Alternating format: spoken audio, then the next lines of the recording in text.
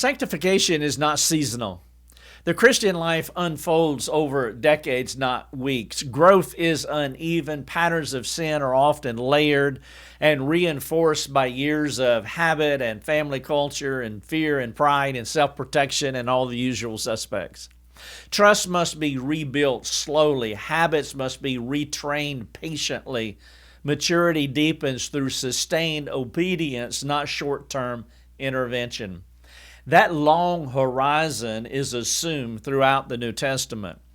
When Paul addresses the elders in Acts 20, he commands them to pay careful attention to themselves and to all the flock. That charge is ongoing. It is not a limited engagement. It is not a 6-week assignment. It is a continuous responsibility tied to their identity as overseers. Likewise, in Colossians 3, believers are called to put off the old self and put on the new. That language describes a process requiring repeated renewal. The transformation envisioned is durable, it is embedded, and it is persistent. It is not event-based, it is life-based.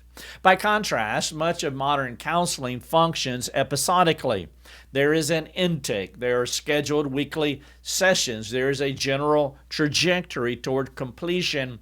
Sometimes there is a recommended number of meetings. Sometimes there is an informal understanding that once measurable progress stabilizes, the counseling season concludes. Again, this is not a critique of motives. Most counselors would gladly walk with someone longer if needed, but structure, shape, outcome, whether we intend them to or not. When soul care is framed as a defined season, it can subtly communicate that growth is something to be achieved within a contained window.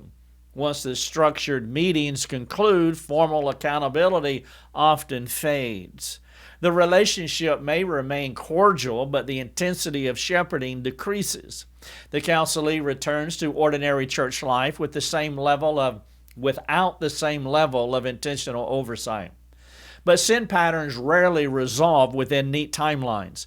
Marital distrust built over years does not dissolve after 10 conversations. Habitual anger rooted in pride does not disappear simply because insight has been gained. Fear-driven control, private lust, deep-rooted bitterness, anxiety fueled by self-reliance, these patterns require long-haul shepherding by overseers. They require observation, repetition, relapse, renewed repentance, and sustained encouragement. In covenant church life, there are no expiration dates on care. Elders do not shepherd a member for 8 weeks and then disengage. Brothers and sisters do not exhort one another until a goal is reached and then withdraw. Discipline, restoration, encouragement, and accountability are woven into shared life, shared membership. Growth is reinforced by proximity over time. The difference is not merely practical, it is theological. If sanctification is lifelong, progressive sanctification is, should our primary structures for soul care assume temporality? If growth requires ongoing observation and relational reinforcement, can a start and stop model bear the full weight of transformation? If repentance must be proven over time, what happens when the formal structure ends before the pattern is fully reformed? Of course, focused seasons of intense help can be wise. There are moments when concentrated attention is necessary. Crisis requires clarity. But when episodic counseling becomes the dominant paradigm, it risks replacing durable discipleship with short-term intervention. The church was not designed as a spiritual urgent care center. It was designed as a family. Families do not schedule a few corrective conversations and then declare that relationship is complete. They remain present. They endure. They confront repeatedly when necessary. They forgive repeatedly. They walk through setbacks without dissolving the bond.